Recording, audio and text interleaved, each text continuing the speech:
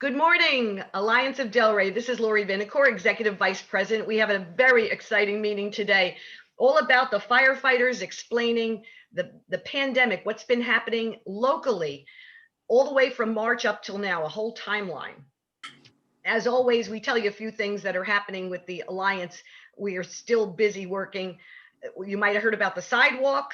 We got the county to include it in their Lake Ida Road expansion project, and that's great for Monterey Estates and Lake Ida and Hagen Ranch, so people will be able to walk to the library on the sidewalk and not have to walk in the road. And the other thing is we worked on getting 20 mattresses for the South County Mental Health Center. A local dentist and her husband, who has a logistics business, we were able to get this for the South County Mental Health Center, that is not for profit and does a wonderful amount of work for the community right in Delray Beach. We're going right into our program. It's a fantastic program. To begin with, we have Sheriff Rick Bradshaw, who just won the election last night. We're going to spotlight. Okay, we're going to spotlight. Good. Rick, Sheriff Bradshaw, thank you so much for coming. Please give us an update. Well, thank you very much. And before I get started, I want to thank the Alliance and everybody for all their support and the people from Palm Beach County. You know, the winners in this are the people of Palm Beach County, because, you know, even though my name's on the ballot, it's all about the men and women that work in this agency and what they do every day for the people that live in Palm Beach County and the service they give them. So thank you for your support. Thank you for that overwhelming victory. And I can promise you another 4 years of us keeping you safe and paying attention to what's going on in your neighborhoods. Just a quick couple things, and I'm going to let the lieutenant finish this up. We're watching this storm that has turned across Mexico there, that is moving this way. So we're keeping an eye on that. Be rest assured, if it looks like we're going to get anything at all, we're fully prepared to go. We know that COVID's not going away, so we're going to make sure that our efforts in that respect are going to stay strong, and we're still fully prepared to go forward with that, even if it ramps up here in Palm Beach County. Our crime prevention efforts are still on track to where we need them to be. In fact, we're even enhancing our community policing efforts even more. So we're looking forward to another year of reducing the crime rate and making sure your neighborhoods are safe. So my main purpose this morning was to say thank you. Thank you for your confidence in not only me, but the organization. And thank you to the men and women of the Sheriff's Office for what they do every single day. So I'll let the lieutenant finish it up, but thank you for a few minutes of your time. Wow, thank you so much. And congratulations again. Thank you. Sheriff Rick Bradshaw. We have Chief Duran, our fire chief, here today. Before we go into an update from the District 4, Lieutenant Morales, we're just going to introduce Chief Duran, and that's going to be done by District Chief Tazi, who is going to be, go ahead. Good morning, everybody. First of all, thank you to the Alliance for showcasing fire rescue and all the hard work our men and women are doing out in the front lines.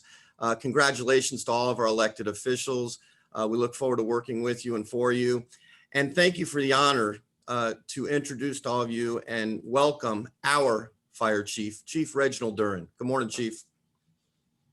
Hey, good morning, everyone. Good morning, Alliance of Delray, and thank you to Dr. Laura Vinacore and her board for giving Palm Beach County Fire Rescue the opportunity to speak before you this morning. I would also like to thank the residents of Palm Beach County, as well as the Board of County Commissioners, the Mayor, and the County Administrator for providing us the resources to provide the services that will be outlined in the presentation you will hear today. They will be presented by EMS Chief Charles Coyle. And of course, I'll be remiss if I didn't acknowledge the continued assistance of Local 2928, their staff and members. Before starting, I want to thank everyone for your heartfelt condolences regarding our tragic loss of Fire Rescue Captain James Gilliard. He was a leader among us, and his willingness to help others improve through continuous training and mentoring will not be forgotten. For today's presentation, we are excited to be bringing to you more examples of our vision statement, Excellence Today, Improving Tomorrow. As your fire rescue chief, nothing is more important to the more than 1,400 firefighters than our continued drive to provide premier services for the residents of our great community and provide the services that you deserve. This year, we were recognized by the state of Florida for having the top advanced life support team in the state. We were recognized as having the Fire Rescue Investigator of the Year in the state of Florida, one Pam Summers. Of special note is Pam Summers is the first female to ever win this award. We were further recognized by the state of Florida for having the Fire and Life Safety Specialist of the Year, Charbel Kadish. We are continuing our efforts to increase staffing for all of our rescue units to 3 personnel, a standard recognized as being optimal for the survivability of patients in need of critical advanced life support. We've completed over 8,000 pre-incident plans. These plans, largely completed by our crews in the fire stations, allow firefighters a glimpse into the hazards as well as safety features associated with high-risk buildings throughout our county. Additionally, our firefighter, EMT, paramedics train in excess of 200 hours per year in special ops, water rescue, confined space, hurricane preparations, EMS, and other skills to make us more agile in time of crisis. We know that no matter the call for service, we are there to make it better. In that same vein of no matter the call, we are there to make it better, I hope that you will see in Chief Quayle's upcoming presentation that your fire rescue department knows no boundaries in working with our county partners and this community to fill the gaps in meeting your public safety needs. Thank you. And speaking for all of Palm Beach County Fire Rescue, we sincerely appreciate the opportunity to provide you the community emergency services you so deserve. Thank you very much for this opportunity, and I hope to be speaking again to you soon. Thank you so much, Chief Duran, for that wonderful presentation. Right now, we're going to have Lieutenant Morales speak and give us an update. Please go ahead. Thank you. Yes, good morning, everyone. Captain Sand is not available. He's handling a pressing matter now, but he says hello. We hope everybody's healthy and well. Congrats to all the winners from last night, to include the Sheriff Bradshaw. We were truly grateful to have him around for another 4 years. So that's good news for us. No major issues to report from yesterday's elections as far as the polling places and so forth. Everything went rather smoothly, so we're happy about that. An update on our district here at District 4. We are doing fingerprints here. However, it's by appointment only, and the information can be found on our website, pbso.org. The sheriff mentioned about that storm that's just south of us. Just a reminder, if it does trickle up our way, do not wait till the last minute to get your supplies, all right? And lastly, we did a CMV op a few weeks ago, and the results were pretty good. We did 26 inspections on CMV vehicles, which are those big trucks, landscape trucks, construction trucks, and we did several citations. The impact was great. We got a huge impact on the community, which keeps the motorists safe. So we started this program about a year ago, so we're continuing to do these spontaneous operations throughout the south region of the county. So that's about it. I know you guys got a jam-packed schedule for today. I'll be sticking around and watching myself. So have a happy and a safe Thanksgiving, since we won't be seeing you till December. So thank you very much. Thank you. Thank you, Lieutenant Morales, for all you do also. We have a few elected officials that have won the election last night, and a few that are coming back, and it's wonderful to see you here today. We're going to hear from each one. Usually we give them 1 to 2 minutes. That's terrific. And we can start out with Congresswoman Lois Frankel, who's here, and we'll see we'll get to everybody for 1 or 2 minutes. And then we're going to have the very, very important program from the firefighters, an unprecedented program today, because we're going to be seeing some interesting data and statistics and all from them. So we'll start out if Congresswoman Frankel's there. Oh, it's so great to see you. Thank you so much for coming. Well, hi, everyone. I don't know about you. I didn't get much sleep last night. I had to start with a big glass of caffeine this morning. Well, first of all, thank you, everybody who supported me. And even if you didn't, I'm still on your side. Remember that. I am very grateful, blessed, privileged to continue to represent you in Congress. You know, I just hope after this week we can put aside our partisan differences and really roll up our sleeves and get to work for the people, not only of this community, but the country. Enough is enough. We have a lot of issues, especially getting this COVID under control. So I'm going to get a little rest, a little grandson time this week, I hope. And I want to send a congratulations to Lori, Kelly, Maria, and Tina. I think we have a girls team going on, right? All right, everybody. Alliance of Delray, thank you for all you do for our community. And remember, I'm on your side. Call us if you need us. I think my office is going to take at least one day off. I don't know where Felicia is, but she needs to have some rest, okay? And but we'll be back working virtually and helping you however we can. Take care, everybody. Stay safe. Don't forget those masks when you go out. Thank you so much for coming, and thank you for the work you do. Great. We have our constitutional officers next, and then we'll have our other elected officials locally. We have a brand new Palm Beach County clerk-elect, Joseph Abruzzo. And he's here today, so we're spotlighting Joseph Abruzzo. So great to see you here. Thank you and congratulations.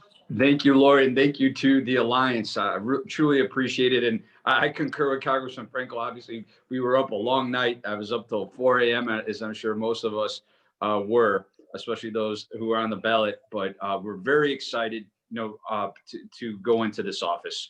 Literally 1,000 different constitutional duties, an office of 700 employees. You're essentially the record keeper of the county, of course, the clerk of the court, the CFO of the county, and the treasurer of the county. So just an immense responsibility. It's about transparency and protecting the public's information. And there's some incredible people already at the office working so hard. I'm going to be a clerk and comptroller that puts the employees first, because they are the foundation and the bedrock of the office. If they are happy and doing well, then I know the community is going to be extremely pleased with our service. So we're going to make some advances, continuing the advances of Clerk Bach. Started it with technology. She was a clerk during the technology revolution that started putting public records off of regular paper and onto technology platforms. But we have such a large job ahead of us in the COVID era of making sure that as many services can be completed via the computer and the internet. So I'm just so excited. And I have to just say, wow, I understand the Alliance is a nonpartisan, but we have such a strong team, regardless of what has happened throughout the state. Particularly, we have such a strong team of elected officials in Palm Beach County, from our local offices up, obviously, to our state and federal. So, I think we all in the Alliance can be very proud of the team that represents you across all boards, and the people you have been sending to Washington, Tallahassee County, and local government. The Alliance. So thank you for all that you do. And thank you to the first responders that are taking their time out today to speak to us as well. You're going to do great. Thank you so much. Thank you. Newly elect the Palm Beach County Clerk, Joe Abruzzo. Well, we have our senators here too. One senator and one senator-elect. We'll start with the senator, Lori Berman. Congratulations. Thank you so much. And thank you, Delray Alliance, for returning me to Tallahassee. As you know, this was actually my 6th election, 8 years in the House, and now having served 2 years in the Senate in a special election. So very happy and very excited. Appreciate all your support. Couldn't do it without you guys. You're very much part of it. And I'm happy to be on with my friends, with Congresswoman Frankel, with newly elected Rep. Kelly Skidmore, and my newly elected Senator Tina Polsky, and of course my mentor, Senator Maria Sachs. And it is great to see all these women who are part of it. And congratulations also to Joe Abruzzo, who I know will do an amazing job at the clerk's office. We are going back to Tallahassee. So we will be back for organizational session on November 17th.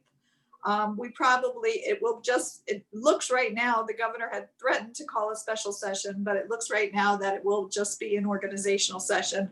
So we won't be passing any legislation. But my office is hard at work on our legislation, and I know you have been so helpful with giving us ideas. So if you have any ideas that you want for the upcoming session, I will tell you a couple things that we're working on. We're working to change the unemployment compensation plan because we know Florida has been one of the stingiest, and we need to make sure that we help the people who are suffering. I'm working to create an Office of Diversity, Equity, and Inclusion on a statewide basis so that we can address the systemic racism that we have. I'm also working on some smaller projects, things like getting lactation rooms in courthouses, maybe changing our DUI laws to address marijuana so that we can make sure that when people are impaired while driving, they can be properly sentenced. And those are just a few of ideas I'm working on. I'm really excited that last night on the constitutional amendments, the minimum wage bill did pass. So you will see Florida will, by 2026, we will have a $15 minimum wage in the state. And the last thing I want to say to all of you is COVID is on the rise in Palm Beach County. We have seen the last 2 weeks, our numbers have been over 5%. And that was the cutoff that we were told. The numbers need to be under 5%. We have been over it for the last 2 weeks. We had 4,000 cases yesterday, 5,000 the day before. Those are statewide numbers, 4,000 and 5,000. But the numbers are high in Palm Beach County. The 5%, the over 5% is Palm Beach County. We have been over 5% now for 10 days in Palm Beach County. So please wear a mask, protect yourself. If you don't need to go out, don't go out. COVID is on the rise, and they don't know when it gets to this level. We don't know. We can't contact trace very well. We don't know where people are getting it from. So please stay safe, all of you, and healthy, and have a wonderful Thanksgiving holiday. And thank you for re-electing me. I'm so honored and humbled. Thank you very much for coming, Senator Berman. And this program today is really spot on for what we need to know about COVID. We're going to be hearing all about that, and not to be afraid to dial 911 because our firefighters are protecting us. We will hear in just a few minutes. We have Senator-elect Tina Polsky, who's our current representative. She did a great job there. And now Senator-elect Tina Polsky, please take on the spotlight. Thank you so much, Lori. And I'm just thrilled to be here with my all-female West Palm Beach group here. I'm so honored to serve with all of you. We all had, quite a few, well, Lori's opponent was a female, but Maria, Kelly, and I, who are like really West Boca, West Delray centric, we all had male opponents, and, they were all younger than us, and we all, it was tough. It was really tough fights, and I'm very proud of all of us for coming through, and with Senator Berman and Congresswoman Frankel at the helm. I think it's going to be a strong team. I'm very excited to be a part of it. I'm very humbled and honored. The last 2 years have been great being the state representative. I'm thrilled that Kelly Skidmore will now take over that position and to be her partner we overlap so many areas. This Senate seat that was held by Kevin Rader covers, a lot of what the West Delray area. So Delray Alliance is a big part of what we do. And I look forward to continuing to work with you, taking your ideas, as Senator Berman said, for, any legislation that you'd like to see. Always enjoy meeting with you guys and talking about your legislative priorities. And I'm really looking forward to working in the Senate. It was a bit of a tough night for our party. There are 4 seats that were lost in the House. So the Republicans will have a little bit more of a majority. It's still kind of within the realm of what it was before.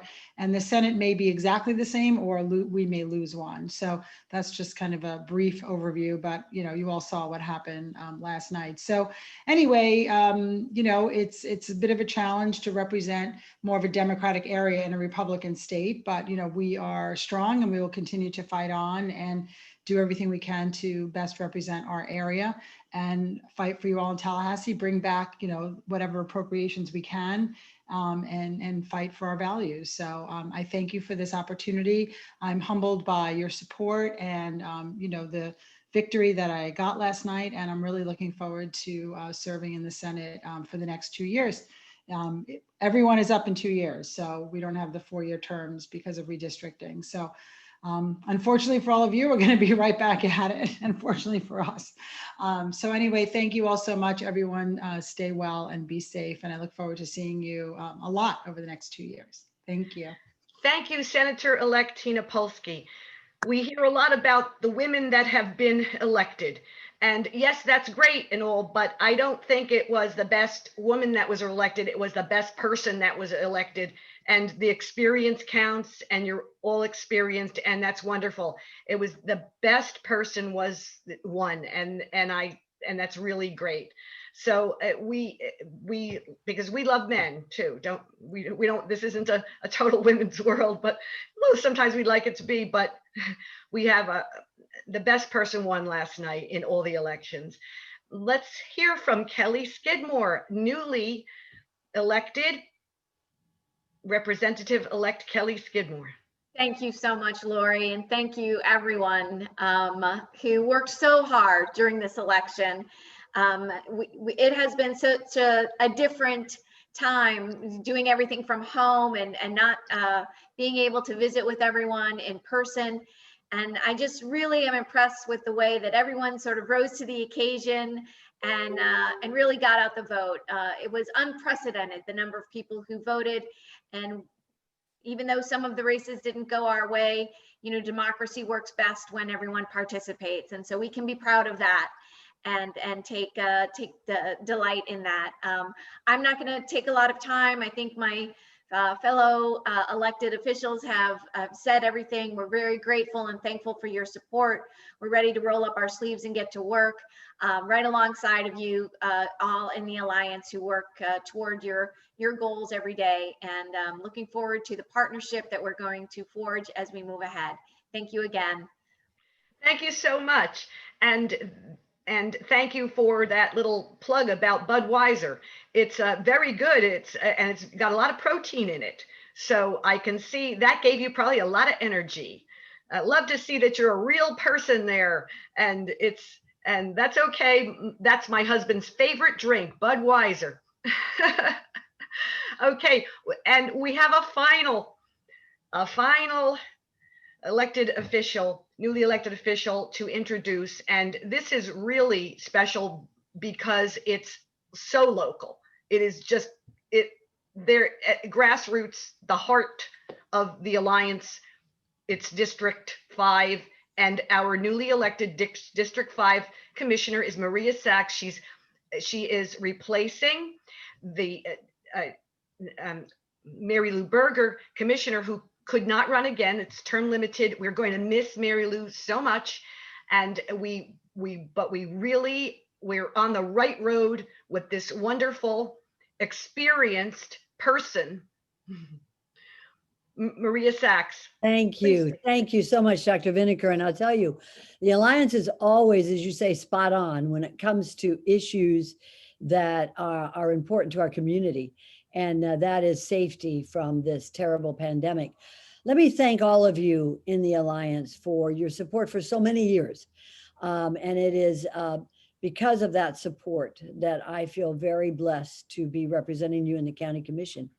I also like to congratulate my fellow former legislators when I was in the legislature, Senator Berman and Senator Polsky and Representative Kelly Skidmore, Congresswoman Lois Franco, and of course our new sheriff and our new clerk of the court. So congratulations to everybody. Many of you I saw at the polling places, and as Senator Polsky said, it was a testy time, but now we've come together and we're going to serve our community. It is important, Dr. Vineker, that we understand and really meet the challenge head on for safety in our community against this pandemic. And I want to say that I want to thank the support that I've had with the Palm Beach Medical Society the firefighters, the first responders, the sheriff, and the police, because with all this group together, we've got to come out in this uncharted territory to make sure that we meet the challenge of COVID. So there's a lot of work to be done. I want to thank especially Bob Schulbaum and Dr. Vinegar, who have encouraged me for so many years to stay involved in public service. And Lori, from the bottom of my heart, both Lori Berman and Lori Vinegar, thank you for giving me this opportunity to serve the community in a local way. Now, senators, you know what it's like to serve with 40, and Representative Skidmore, you know what it's like to serve with 120. I look forward to serving with 6. My 6 colleagues, we're going to get along real well. It's going to be easier after what you all are going through in the legislature. Dr. Vinegar, thank you. Thank you, Bob Schulbaum, the executive committee of the Alliance, but especially thank you to all you in the Alliance who came out to vote. I appreciate it. I'm honored, and I look forward to serving you well. Thank you. Thank you so much. That was wonderful to see all of our newly elected officials here. So many come to visit the Alliance.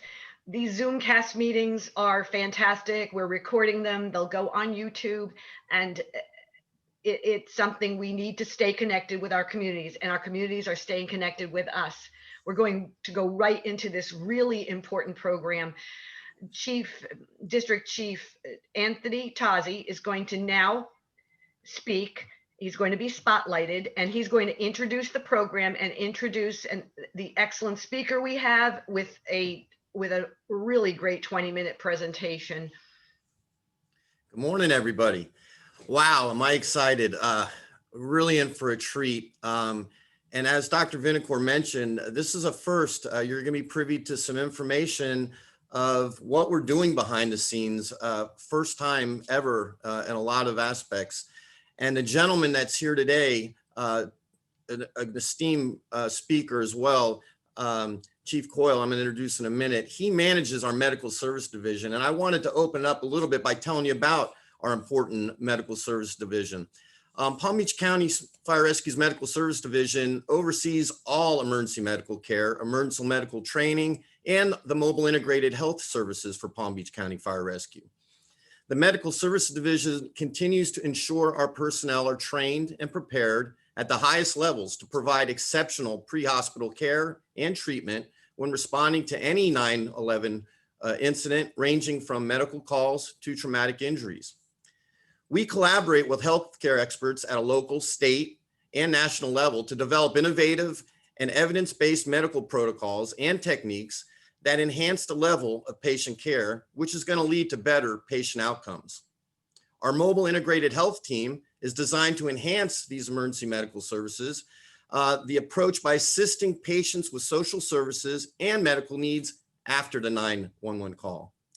In 2020, over the past year, the Medical Service Division provided EMS training for 97 of our new recruits and hosted 2 paramedic development courses that have transformed 47 state or nationally certified paramedics to highly trained Palm Beach County Fire Rescue paramedics. Continuous and ongoing training and education of our personnel remains a primary focus of our organization, and the Medical Service Division enables us to achieve this and maintain this at the highest level of care. Ultimately, the exceptional and unparalleled emergency medical care provided by our EMTs and paramedics of Palm Beach County Fire Rescue has resulted in countless lives saved and yielded an incredible positive impact on those that we served. Without further delay, please welcome me and join me in welcoming the gentleman who manages this fine Palm Beach County Fire Rescue Medical Service Division, our very own Division Chief, Charlie Coyle.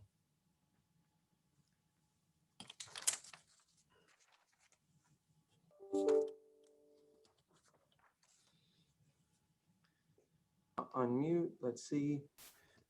And my display settings, I'm going to make one adjustment here and then we'll get started. Okay, Dr. Lurie, I just want to make sure, can you hear me okay? We can hear you good. Okay, fantastic. Thank you so much. And Chief Tozzi, thank you for that excellent introduction. really, you know, when we hear all those things, honestly, I'm just a person that's involved with a great staff and just a great cast of people that we have the opportunity to work next to. So I want to dive right into the presentation because we have a lot of information to share with you today. And we're going to focus specifically on COVID-19 and some of the initiatives that we've been behind with multiple different municipalities within the county. It's really been quite a long ride over the past 10 months, and I want to just dive into the presentation and tell you about it. So we're going to start with a little timeline. You know I hear COVID-19 all the time, and then if you ask somebody what COVID or 19 stands for, where does a 19 come from? Well, the 19 originates from the year the virus started, the virus or the disease. It's actually both the virus and disease is actually in the title COVID. So it's the first documentation that we had was from the World Health Organization, the WHO, and that was on 12/31 of 2019. And really it was some pneumonia-like case that was documented in Wuhan City. So that was the first public notification that we had. If you trace that to 2 weeks later, we had 41 cases confirmed with 1 confirmed death. 1 week after that time, we had a 35-year-old man present to an urgent care clinic in Washington State with a 4-day cough and a low-grade fever that recently traveled from China. Then this bled over into Illinois at 124, again, 1 week later, and that was our second documented case within the United States. So that timeline really sets up the whole talk here today. And it's very important to understand that timeline because if you look at the national ban when we stopped incoming or inbound flights from China, that started on February 2nd. But this is what Palm Beach County was doing on February 3rd. We started to cast a bigger net. We didn't focus in on China. We knew that if it was already spreading into the United States, that it really could have saturated the continent of Asia. So we casted a bigger net. And we started with our dispatch system. We sent a safety alert to all of our firefighters to make sure they were aware and practicing good hygiene, as well as utilizing personal protective gear, which I'll get into here shortly. And we reached out to the local Department of Health. We worked directly with Dr. Alonso, ensuring that we had clear notification that if we came in close contact with somebody that had this disease or virus, we wanted to make sure that we were contact tracing them even early in February before that was really a mandate. Our dispatch center, they've played such a pivotal role in our success. In their screening process, even though the recommendation was to screen people that came from China, like again, what I said earlier, we were screening from Asia. And basically it added an additional minute to the 911 call. And we still do this today. We ask questions like, do you have a sore throat? Do you have a cough? Do you have a low-grade fever? And essentially, if you have those signs and symptoms, our dispatch center labels the call as a potential med alert. And that gives us a heightened awareness to our firefighters to make sure that we're wearing all of our proper gear, which later on transformed to we're going to wear it on every single call. But I'll explain some of the complications we had throughout that process. And this dispatch screening still occurs today, just so everybody's aware. One of the things that we noticed is we're very good at protecting ourselves with eye protection and gloves. But, you know, the CDC was recommending that we wear a face mask, we wear a gown, we wear almost like a hairnet to protect our hair because they were unaware at the beginning on how the virus was transmitted. So it was very important for us to spend the time with our firefighters to educate them on how to put on the gear, even though they're really experts at that. One of the things that we're not experts on is safely removing the gear. So the way you take your protective gear off is just as important. And one of the key parts with this virus was to make sure that our facial covering was on throughout the process. The actual last two things to come off are the goggles and our mask. And that was very important. So that, you know, even in February, we were focusing in on these tasks and making sure our firefighters were properly prepared for that. So if you look at the picture you see on the screen on the left, the firefighter is normal, everyday firefighter. He's got his gloves on, he's got his goggles on. And then much like Clark Kent, we turned into Superman, where we put the hairnet on, we make sure that our eyes are protected, we make sure that we have our N95 mask to make sure that we protect our respiratory system, and we make sure that we have our gowns on. Now, when I say we protect ourselves, I want to elaborate particularly on how we protect ourselves. It's not just for us. We want to make sure that we're protecting ourselves so we're ready for the next emergency. And I do want to harp on one particular topic. No matter anything you see that we've done throughout this PowerPoint presentation, None of it delayed our turnout times. None of it delayed our transport times. None of it delayed our response times. And essentially, none of it, we did not turn down any calls during this pandemic. We were there even when we were very short staffed due to multiple firefighters being quarantined, which I'll explain later. I want to share another difficulty that we had as well. If you look at the picture on the right, you see the gentleman, and it almost looks like a painter's mask. It makes it very difficult for the firefighters to communicate with the patients when we're wearing this equipment. So even though the CDC recommended that we wear this certain gear after we do our thorough screening process, we made the bold decision in late March that we were going to wear personal protective gear on all of the calls because we knew the transmission was unpredictable. And we knew roughly that 40%, it ranged anywhere from 40 to 50%. Sometimes it was 20% asymptomatic transmission. So we wanted to make sure that we were prepared and we properly protected ourselves so we can continue to deliver that high level of service that the community desperately needed during these times and their 911 emergency. It's so important to look at the literature. You know, when you think about COVID-19, you can see we have an article from the World Health Organization, the Annals of Internal Medicine, New England Journal of Medicine, the CDC. We can go on and on and on, but if you look throughout the course of this virus, really the literature has been, I don't want to say it's been all over the place, but there's lots of variations in the literature. So every time we make a change at Palm Beach County Fire Rescue, we look at all of the information and then we make an informed decision. So as you can see here, there's multiple pictures of how we decontaminate our gear after every call that appears to be, that meets that med alert criteria. And then we decon the back of the rescue trucks to ensure that it's nice and safe for our next transport and make sure that we're not transmitting any virus. We definitely put the importance from the operational perspective, the administrative staff. We assembled our command team that is still present till today. We still have this command team running. We actually have weekly calls on COVID updates. And this has been led by Deputy Chief McGlynn, as well as Deputy Chief Kim Hude. They've done an excellent job making sure that everyone stays informed and we have a clear channel of communication to our leaders out within the community. Patient transfer. So I'm going to go ahead and fast forward ever so slightly to March 9th. This was a challenge for Palm Beach County Fire Rescue because we actually have 20 hospitals within Palm Beach County, but we knew it was important to get with each and every one of our hospital partners just to ensure that we had a safe transfer process. Because if you're a patient in the hospital and you see our crews coming in with all this gear and then you have somebody that's potentially infected, we wanted to make sure that we were taking all of the precautions from fire rescue standpoint, as well as in conjunction with the hospital to get that patient safely into a room without potentially infecting the rest of the ER. So our hospital partners have been paramount throughout this entire process. So all of the preparation I spoke about led to this, and we were prepared for this. So this was the first case within Palm Beach County. It was on March 12th, 2020, and it was an inbound flight from New York. Essentially, this gentleman was tested for COVID-19 and he left after the test, got in the airplane, flew back home. And as he flew back home, as soon as he landed at Palm Beach International Airport, his phone started going off. He started receiving text messages, and the text messages were telling him that he was positive. So we had to quickly establish a unified command. The Department of Health was there. The airport administration was there. Palm Beach County Fire Rescue Administration was there. While we do have units on grounds there at the airport, they were there. And essentially the Palm Beach Sheriff's Office has done an excellent job. They've been great partners throughout the process. They were there with us as well to safely extract the gentleman from the airplane, but to make sure that he got home safely and everybody else on the plane was safe as well. March 14th and March 17th, these are two important dates for us because we knew that with the transmission spreading throughout the United States, we felt it was important that we reached out to our nursing homes. We wanted to get to our assisted living facilities as well as our skilled nursing facilities, and we established a team. We looked at what the latest guidelines were from the CDC as well as the World Health Organization, and we partnered up. We put a team together, as you could see on the picture on our right-hand side.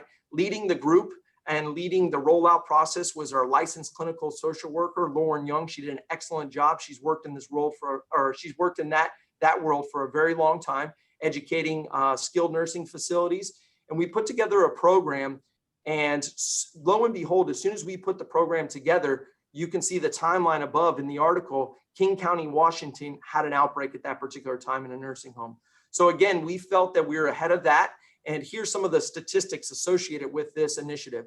We contacted 268 of the local assisted living facilities. We coordinated with the Department of Health, the Palm Beach County Operations Center, the Healthcare Emergency Response Coalition, better known as HERC, and then the American Healthcare Association, which is ACA. ACA did an excellent job. They had reached out to many of these facilities prior to us calling. However, we still, after calling all the facilities, 68 of them still wanted us to come and visit. Some of the things that we spoke about during that visit were current facts about COVID-19, ways to slow the spread down, such as like the nursing, in the nursing home where everyone kind of dines together. The recommendations early were to make sure that they were dining in the room, because those have been known still to this day as super spreader events to be in close proximity and eating next to each other, because you're not allowed to wear your mask at that particular time. And then I think we struck something that is ever so important right now. It's how to deal with stress and anxiety. We were talking about that early on in the pandemic. And honestly, it's something that's so important. And we need to make sure that that is always in the back of our mind, how to deal with the mental stress of somebody that receives this virus, because their quarantine times, they become long and it's difficult. On the left-hand side here, we started something in March 30th called point of entry testing. And basically point of entry testing, and that was again, March 30th, is a temperature check and any associated symptomology. So at that time, we weren't talking about loss of taste or loss of smell, but we have known those are actually great. Those are definitive clues that you potentially have COVID now. So we have changed our point of entry screening multiple times throughout the pandemic. But I think one of the things to take home here is we actually do it twice a day to our firefighters.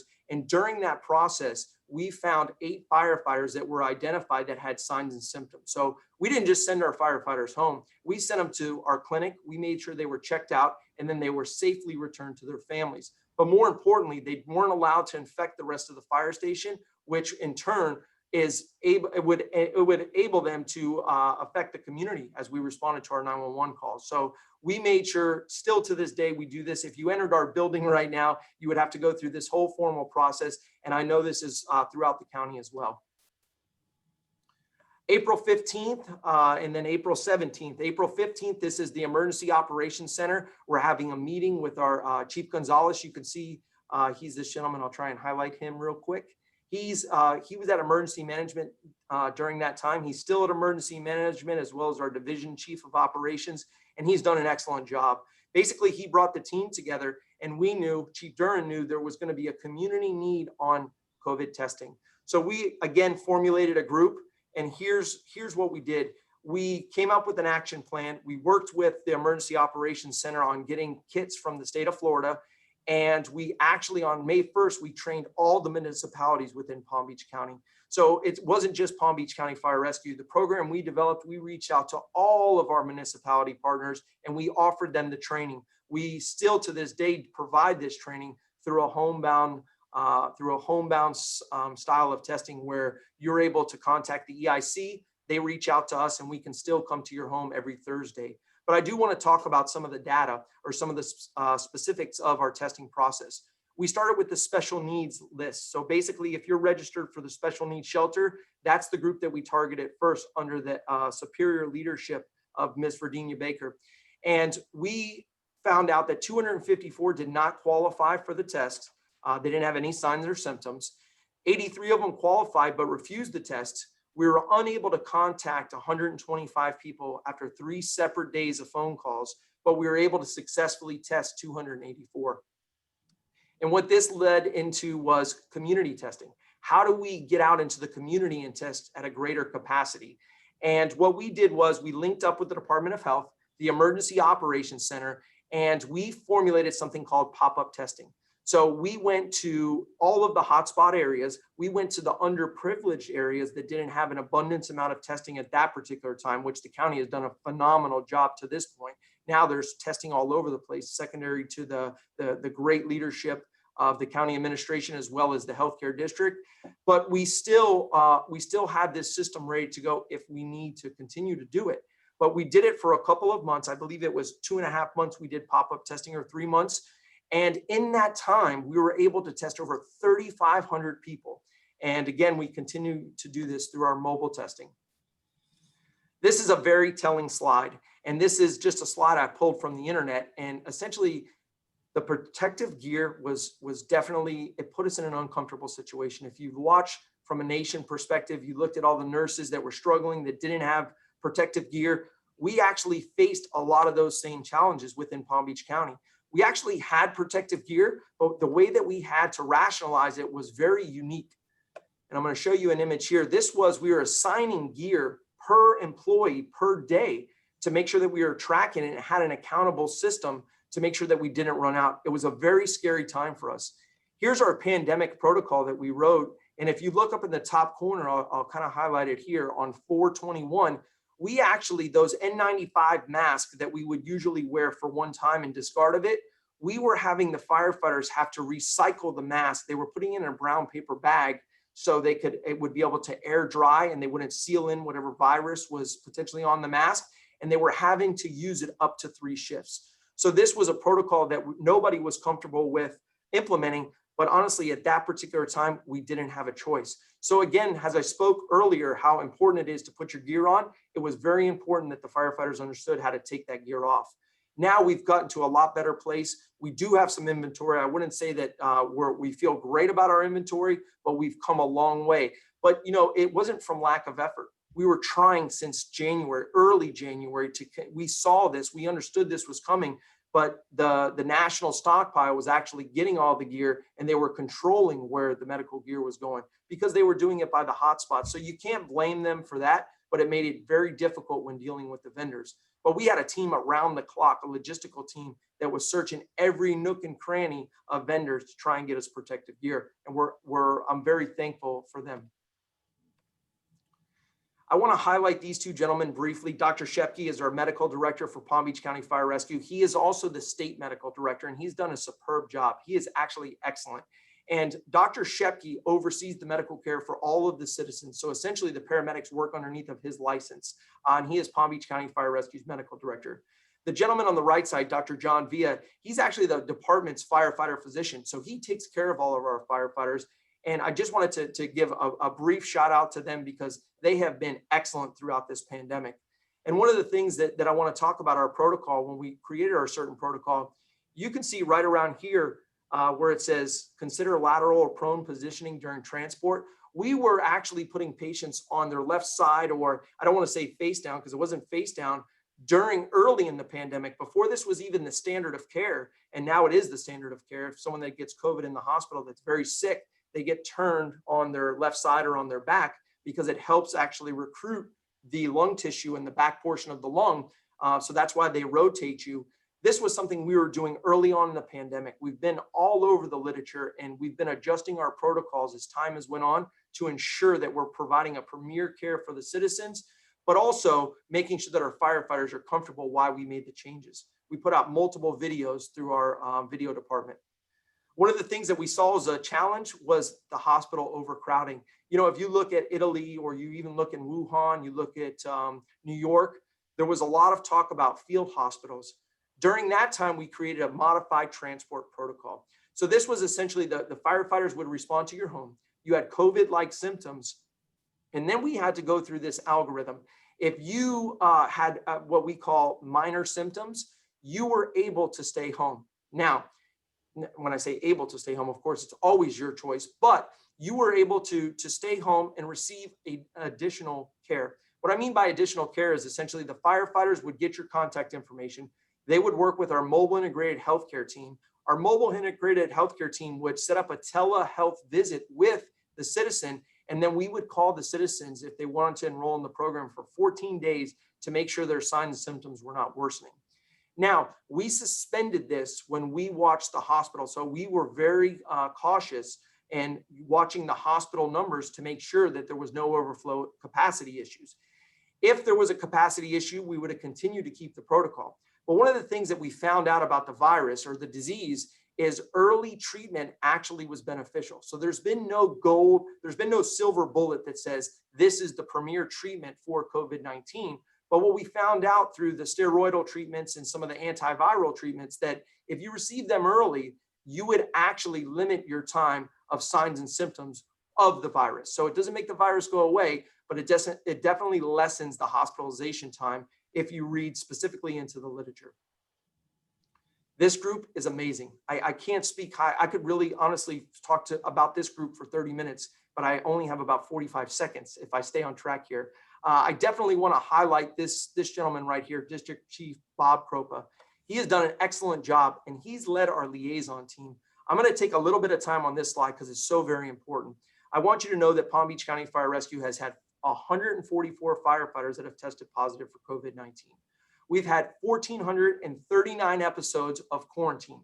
So we've had some people quarantined 2 or 3 times. And I can tell you, we've done 5,248 contact traces. So this team works round the clock, 24 hours a day to ensure that as soon as we have someone that has symptoms, they contact trace everyone around them, and we make sure that we quarantine them. Very important to us and very near and dear to our hearts are the 9 firefighters that were hospitalized. One of those firefighters were in ICU.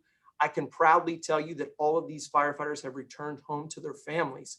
However, we do have 4 firefighters that are still out with persistent unresolved symptoms is what we're calling it.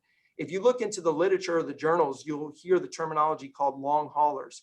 So if you were to test these firefighters right now for COVID-19, they wouldn't have COVID-19. They would actually test negative. However, they have symptoms that stimulated from the virus. And I can tell you that there's really no clear road for redemption of this just yet because the virus is so new. Nobody knows exactly what is the preferred treatment for those long-term symptoms. So we hope that they get better, and we're going to continue to monitor them through our liaison team. This team traces all of our positive COVID-19 interactions.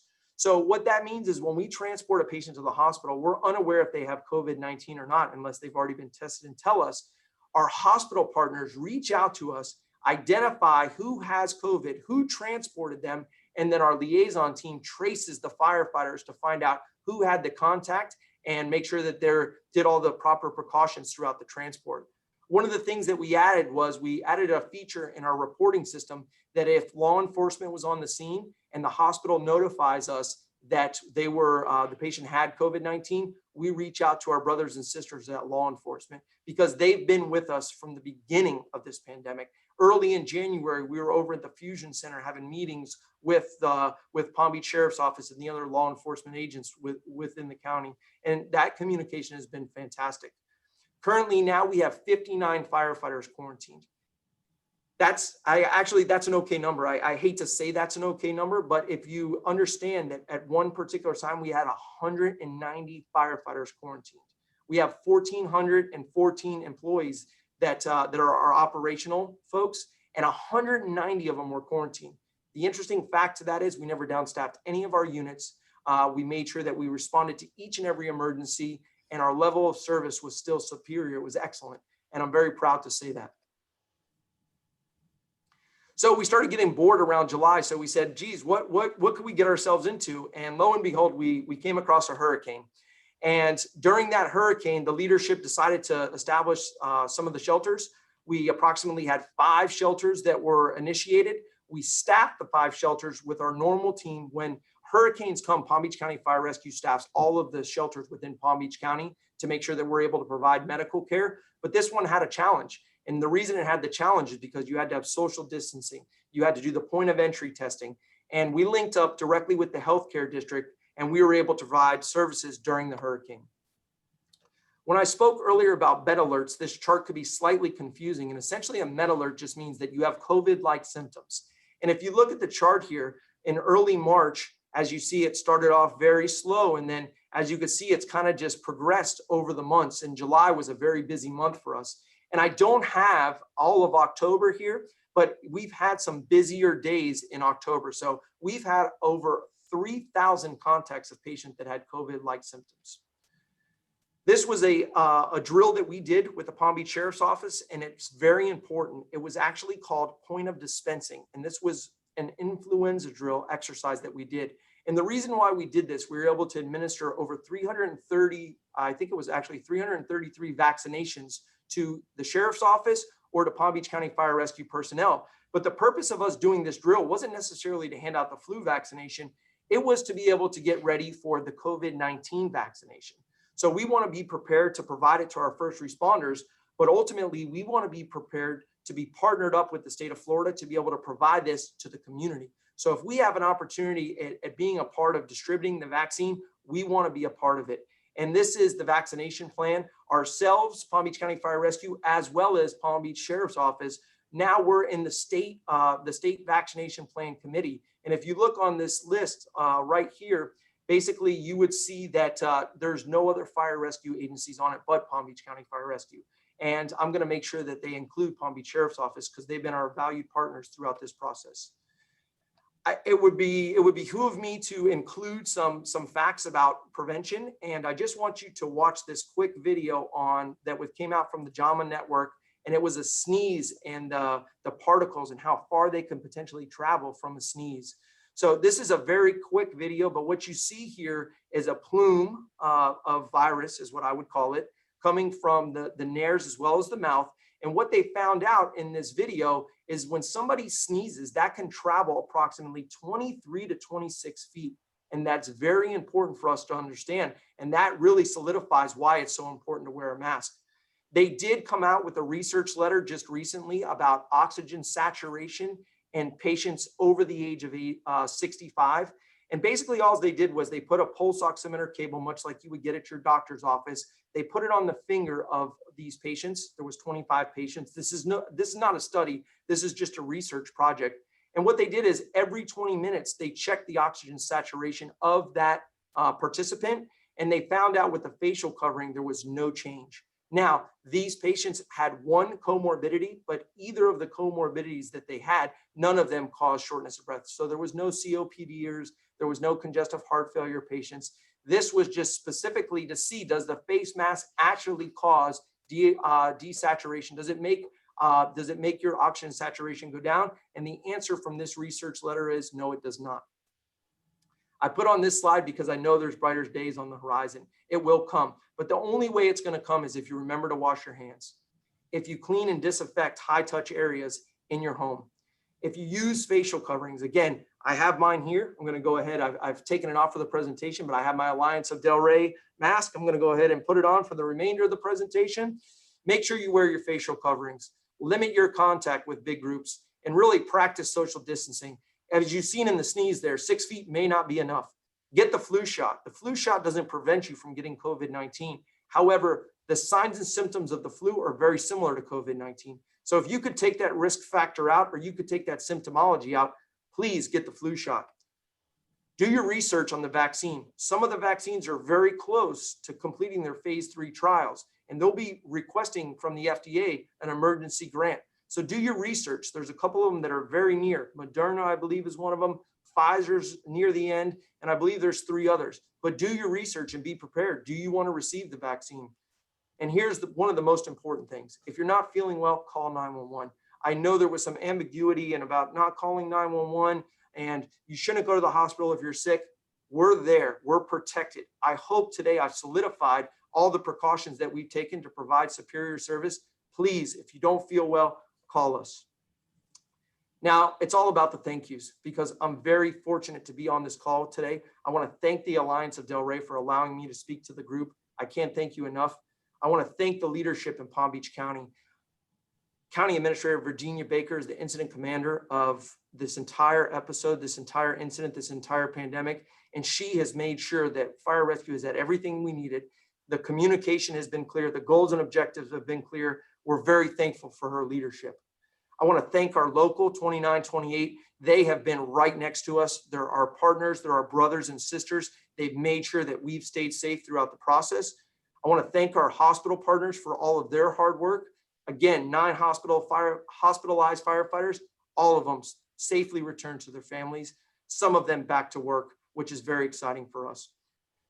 I want to thank all the residents. Ultimately, you are the ones that allow us to come into your home. You allow us to take care of you. And without you, our service is nothing. It doesn't really exist at all. So thank you so much for being there for us. Thank you for allowing us to take care of you. And hopefully today we've solidified some of the initiatives that we've taken in preparation for COVID-19 and throughout the pandemic. I I want to thank all the men and women behind the scenes at Palm Beach County Fire Rescue, our planning section, our finance section. There's so many people that work behind the scenes that are not on the front line that you cannot see, and they've done a superior job setting us up for success.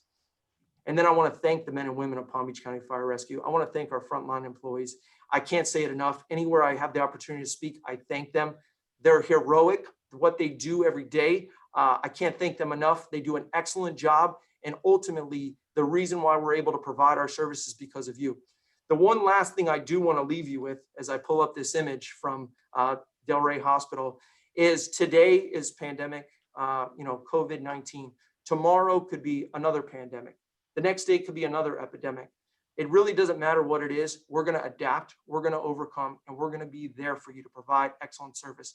Thank you so much. I know I went a little over my time, but I hope it was valued information, and I really appreciate this opportunity. Have a great day.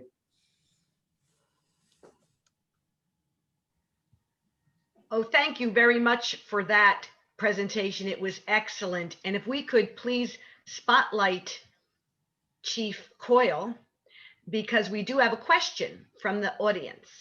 And also, speaking of the local firefighters, for local 2928, we have our HOA representative here, Tony Keeler, and just want to thank you so much for that, for being here, Tony, today. No problem, Dr. Lori. Thank you for having us. And always, we'll just spotlight him for a minute there. Okay, Tony Keeler, thank you very much for coming, and thank you for all you do throughout the year for us. We have a question. We'll put Chief Coyle back on there to answer this. We have some from the audience. What support or resistance has Palm Beach County received from our governor? I am not aware of any particular at a local level if we've had any resistance. All the support has really been within the county from us. It's really came from our emergency operations center, our executive staff. Ms. Baker has done an excellent job knocking down any hurdles that we could potentially have. And, like I said earlier, one of the struggles that we had, but it really wasn't just at a state level, or it was really a national level, was the protective gear. I think everyone struggled in that. But really, as far as resistance goes, we've actually, for as severe of a pandemic as this has been, we've been very supported throughout our mission. Thank you for that answer. And I do know that our county commissioners and our administrator, Virginia Baker, they're all dealing with Tallahassee and dealing with the governor, I'm sure, daily or often during the week. So they're keeping on top of it. Wow, this was a fantastic presentation. Thank you all. Anything to finish, Chief Tazi? No, again, I just want to thank the Alliance for all your support over the years. It's an amazing privilege being a partner with you and the rest of the community. And again, I just want to thank Chief Coyle to try and explain how busy his day is, and for him to come in and put on such an impactful presentation like that. It goes beyond my gratitude. And thank you so much, Chief. I really, really appreciate all you've done for us. Thank you for that. It was my pleasure. Thank you so much. Yes. Agreed. Well done, Chief Coyle. Yes. And a shout out from our president, Bob Schulbaum, who is on watching this program right now as well. And he says hello to everybody.